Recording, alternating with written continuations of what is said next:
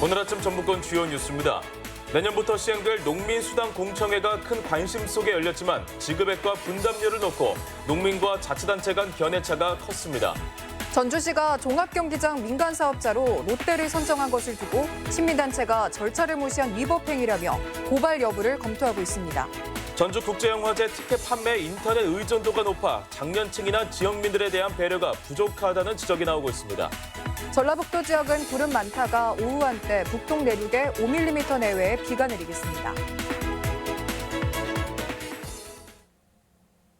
여러분 안녕하십니까? 전주 MBC 뉴스투데이입니다. 농업을 지키고 농민의 기본소득을 보장하는 대안으로 농민수당이 관심인데요. 도내에서도 내년 시행을 앞두고 공청회가 열렸는데 참여 열기가 무척 뜨거웠습니다. 하지만 지급액과 분담료를 놓고 주체들 간의 이견이 크다는 점은 아쉬움입니다. 강동엽 기자입니다. 김제에서 열린 농민공익수당 설명회에 대한 관심은 뜨거웠습니다. 농민수당은 환경보전과 마을공동체 활동 참여 농가에게 수당을 주는 전북공익형 직불제입니다. 현금과 지역화폐를 절반씩 연 한 차례 지급하는 안이 논의되고 있는데 농민들은 수당 현실화와 대상 확대를 요구하고 있습니다. 기본소득을 보장하는 정도의 돈이 지급될 수 있도록 하는 정책안을 만드는 것이 1번이다. 현실에 맞춰서 할 수 있는 그런 부분들을 좀 반영을 해줘야 되지 않을까 하는 생각이 들고요. 전라북도는 의견 수렴 결과를 토대로 정책을 내년부터 시행할 계획입니다. 농업인들의 자긍심을 높이고자 하는 그런 취지에서 농민 공익수당을 도입하고자 하는 것입니다. 하지만 구체적인 지급액을 놓고 협의가 쉽지 않을 것으로 보입니다. 농민단체는 국비를 포함해 연 240만 원을 요구하고 있지만 인근 전남 해남과 강진구는 연 6, 70만 원을 지급하고 있어 견해 차이가 큽니다. 또 전라북도와 시군 간 재정 분담률이 3대 7로 자립도가 낮은 시군에게는 큰 부담일 수밖에 없습니다.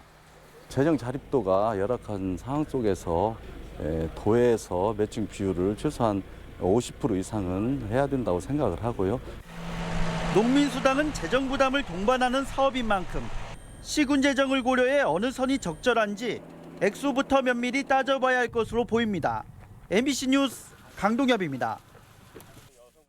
5월 1일 근로자의 날을 기념해 전주시가 임시 휴무에 들어갑니다.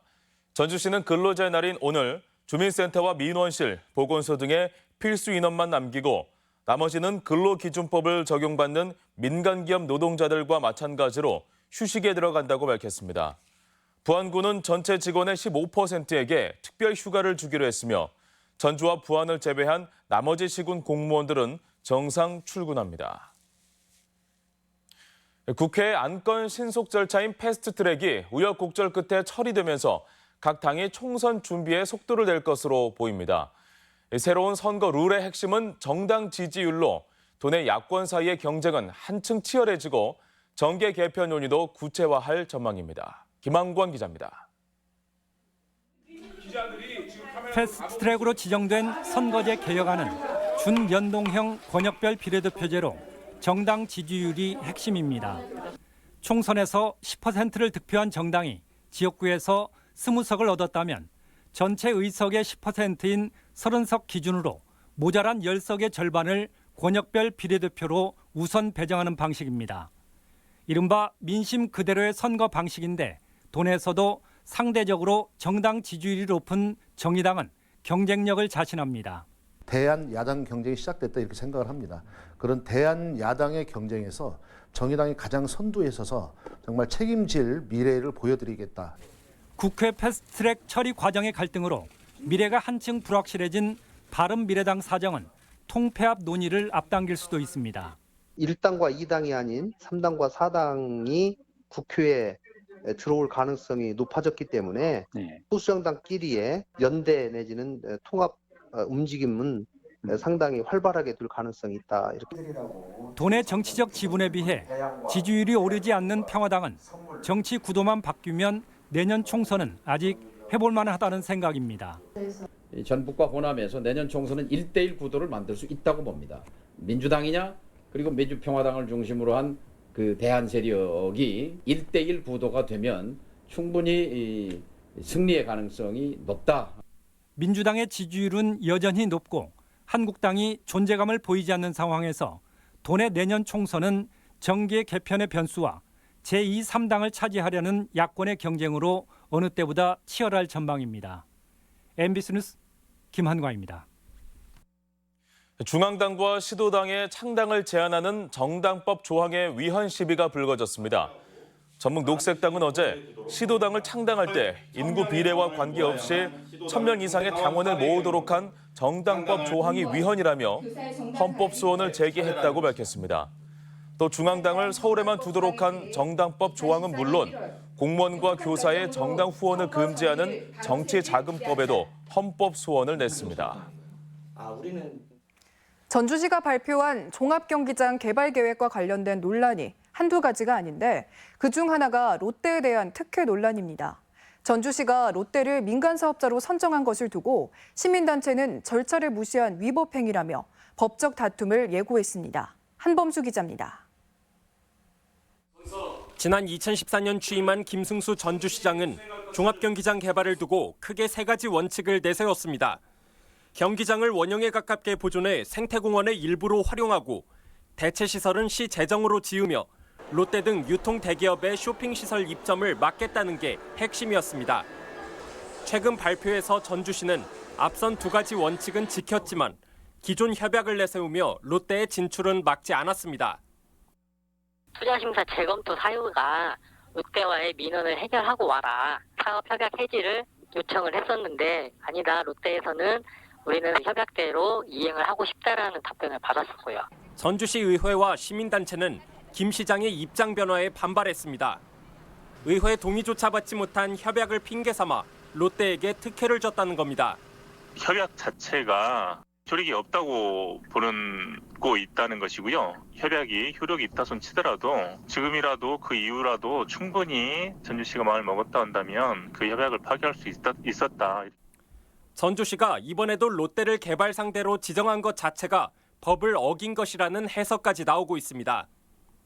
시는 롯데의 종합경기장 부지의 소유권이 아닌 장기 임대 권한을 주기로 했고 이를 위해 외국인 투자 촉진법까지 끌어들였습니다. 사업 내용과 적용 법이 전과 달라졌는데 공모 절차도 없이 또다시 롯데를 사업자로 선정할 순 없다는 논리입니다. 기본 근간이 전혀 다르기 때문에 새로운 계약을 체결하기 위해서는 롯데로 한정할 것이 아니라 모든 기업에게 공개적으로 참여할 수 있게끔 시민단체들은 법적 대응까지 예고하고 있어 전주시의 종합경기장 개발이 순탄치 않을 것으로 보입니다. MBC 뉴스 한범수입니다. 하루 앞으로 다가온 전주국제영화제가 벌써부터 매진 행렬을 이어가며 영화 팬들의 뜨거운 관심을 받고 있는데요. 하지만 대부분 온라인 예매에 의존해 중장년층 접근이 어려운 데다 지역민들에 대한 배려도 부족하다는 지적입니다. 허연호 기자입니다. 이번 주 목요일인 2일부터 개막하는 제20회 전주국제영화제. 홈페이지에 접속해보니 벌써 남은 표를 찾기 힘들 정도로 매진 행렬이 이어지고 있습니다. 모두 283편의 영화가 매진됐는데 온라인 반응과는 달리 정작 지역민들에게는 남의 일입니다. 그 나이 든 사람 입장에서는 그 인터넷 같은 그런 거를 이용해서 표를 사갖고 한 거는 조금 불편하겠죠, 아무래도. 현장에서 살 수 있는 영화표는 전체 좌석의 10%, 90%가 온라인 예매로 거래돼 인터넷에 익숙하지 않은 중장년층은 접근하기가 쉽지 않습니다. 사전 현장 예매도 몇 년 전부터 사라져 현장을 선호하는 지역민들은 표 구하기가 쉽지 않습니다. 10명이 오면은 한 명만 현장에서 발권할 수 있는 거니까 전북권에 사는 사람들한테 좀 더 혜택을 줬으면 좋겠어요. 부천 국제 판타스틱 영화제의 경우 전체 좌석의 20%, 부산 국제 영화제는 30%를 현장 예매에 할당하고 있습니다. 온라인 못 하시는 분들도 계시고 뭐 여러 가지가 있으니까 이제 저희가 20% 정도는 남겨둡니다. 지역민들에게 4,000원의 특별 할인이 있지만 전주돔 프로그램에 한정돼 혜택은 전체 상영작의 4%가 채 안 됩니다. 새벽부터 나와서 뭐 그런 것들을 늘린다고 이게 반드시 더 배려한다라고 할 수 있을까? 좀 편하게 온라인이든 사전 예매를 할 수 있게끔 하는 게 전주국제영화제가 20년간 지역을 기반으로 성장해왔지만 정작 지역민들에 대한 배려는 아쉬워 보입니다. MBC 뉴스 허연호입니다. 한국전쟁 당시 전주 교도소에서 학살당한 민간인 재소자의 유해 발굴이 이루어집니다. 전주시는 이번 달부터 황방산과 산정동 일대에서 국군과 인민군에 의해 학살당한 민간인 재소자 2천여 명의 유해 발굴을 시작한다고 밝혔습니다. 당시 희생된 수감자 중엔 손주탁 반민족행위 특별조사위원장과 유준상, 오기열, 최윤호 국회의원 등이 포함된 것으로 알려져 있습니다. 익산 미륵사지 석탑을 보수 정비한 지 20년이 됐고 어제 준공식이 열렸습니다. 장엄한 석탑의 모습이 감탄을 자아냈으며 우리나라 석조문화재 수리의 선도적인 사례라는 평가를 받고 있습니다. 이몽진 기자입니다. 자리를 봉안하고 석탑을 건립한 지 1380년, 해체 보수가 결정된 지 20년 만에 익산 미륵사지 석탑이 다시 한번 위용을 드러냈습니다. 완공된 석탑은 높이 14.5m, 너비 12.5m, 사용된 부재만 총 1627개, 무게는 1830톤에 이릅니다. 준공식에는 각계의 축하 메시지와 함께 기념 행사가 열렸습니다.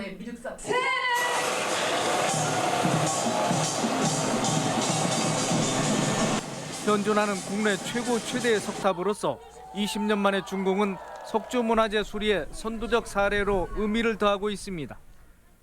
특허가 나왔고 그런 신기술이 많이 동원돼서 앞으로 우리 석조문화재 복원하고 복구하는데 기준이 될 것 같습니다.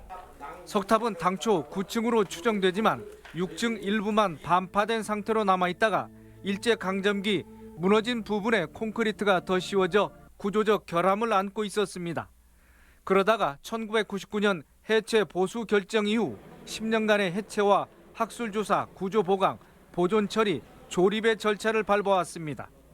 특히 원부재를 82%까지 재사용해 석탑의 진정성과 구조적 안정성을 확보했다는 점이 높게 평가받고 있습니다.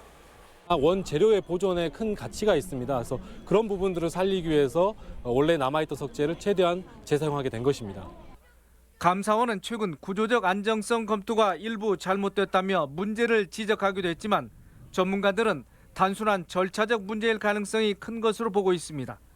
한편 보수 과정에서는 석탑 내부에서 금제사리 봉영기 등 모두 9점의 사리 장엄구가 출토돼 보물로 지정됐습니다.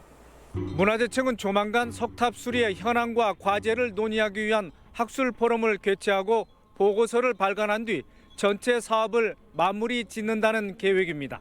MBC 뉴스 임홍진입니다. 취객에게 폭행당한 뒤 숨진 고 강현희 소방경의 위험 직무 순직이 인정됐습니다.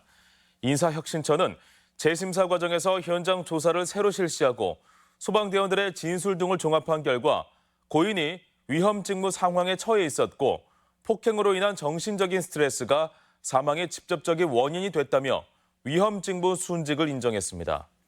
인사혁신처는 다만 이번 결정이 또 다른 사안에 영향을 미치는 것은 아니라고 밝혔습니다. 주 52시간제 도입으로 버스 업계가 노동 환경 개선을 촉구하며 이달 총파업을 예고했지만 당분간 도내 버스 노조 참여는 미뤄질 전망입니다. 전북지역 버스 노조는 지난달부터 단체 협상을 진행 중인데 이달까지 협상을 이어간 뒤 협상이 결렬될 경우 총파업에 돌입할 계획입니다. 노조 측은 오는 7월 근로시간 단축에 대비해 인력 충원과 임금 보전 등 대책 마련을 요구하고 있습니다. 자신이 일하는 농장 주인 아들에게 흉기를 휘두른 40대가 경찰에 체포됐습니다. 익산경찰서는 44살 A씨를 살인미수 혐의로 붙잡아 조사 중입니다. A씨는 어젯밤 11시 반쯤 익산의 한 농장에서 농장주 아들 24살 B씨의 하체와 팔 등을 흉기로 수차례 찔러 다치게 한 혐의를 받고 있습니다.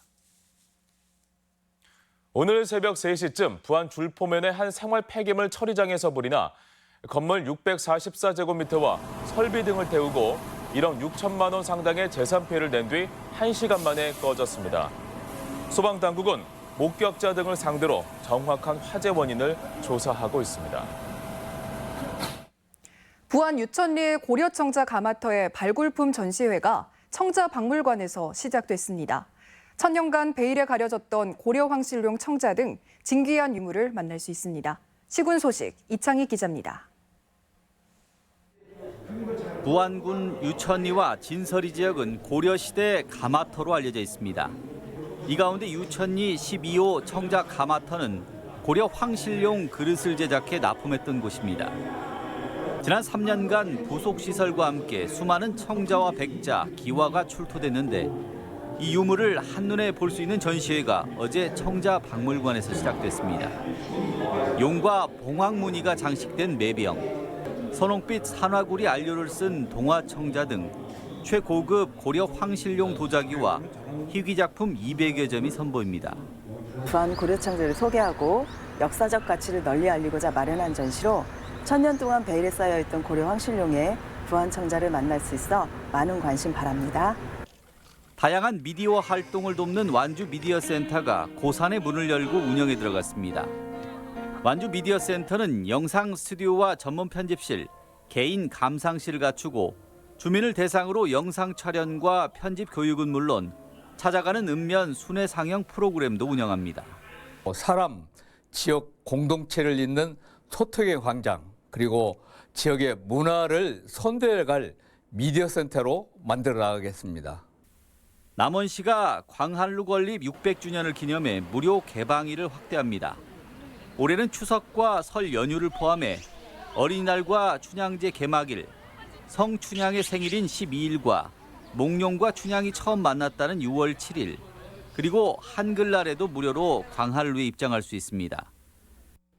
김재 씨가 공덕면 유휴시설을 활용한 북카페 옴서감서를 개관했습니다.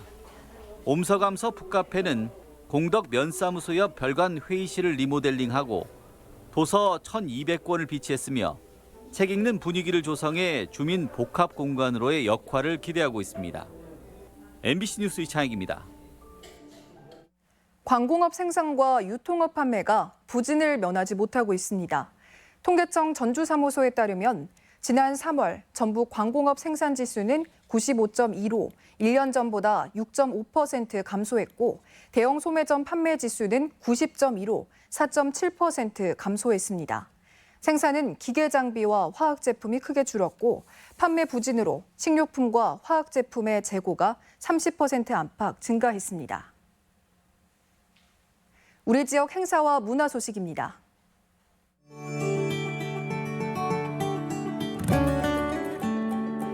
온 가족이 함께 즐길 수 있는 가족 뮤지컬 오리지널 어린이캣 공연이 오늘 한국소리문화의 전당에서 열립니다.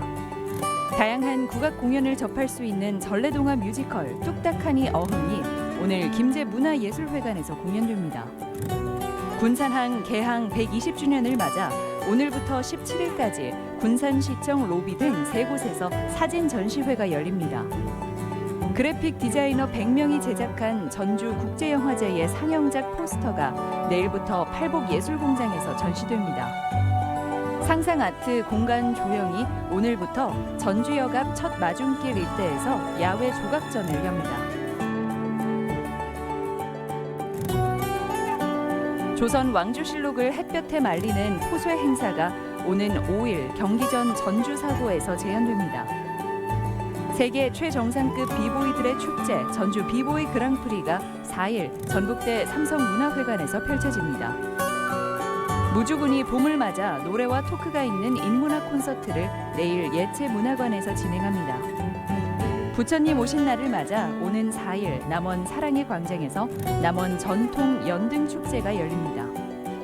한국문학연구와 발전에 이바지한 고 오학은 문학평론가의 문학비 제막식이 모레 김제 청운사 연지에서 있습니다.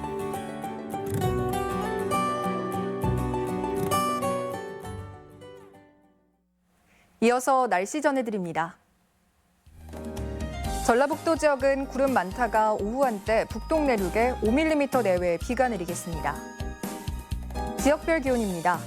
전주가 아침 기온 10도에서 낮 기온이 21도, 익산이 8도에서 20도, 동북권은 무주가 10도에서 20도, 진안이 8도에서 18도, 서해안권은 군산이 9도에서 18도, 부안은 9도에서 19도 등을 기록하겠습니다. 현재 초미세먼지 농도는 무주와 장수, 진안에서 나쁨 수준을 나타내고 있고 부안에서 좋음, 나머지 지역은 보통 수준을 보이고 있습니다. 오늘 하루 초미세먼지 농도는 나쁨 수준을 보이겠습니다.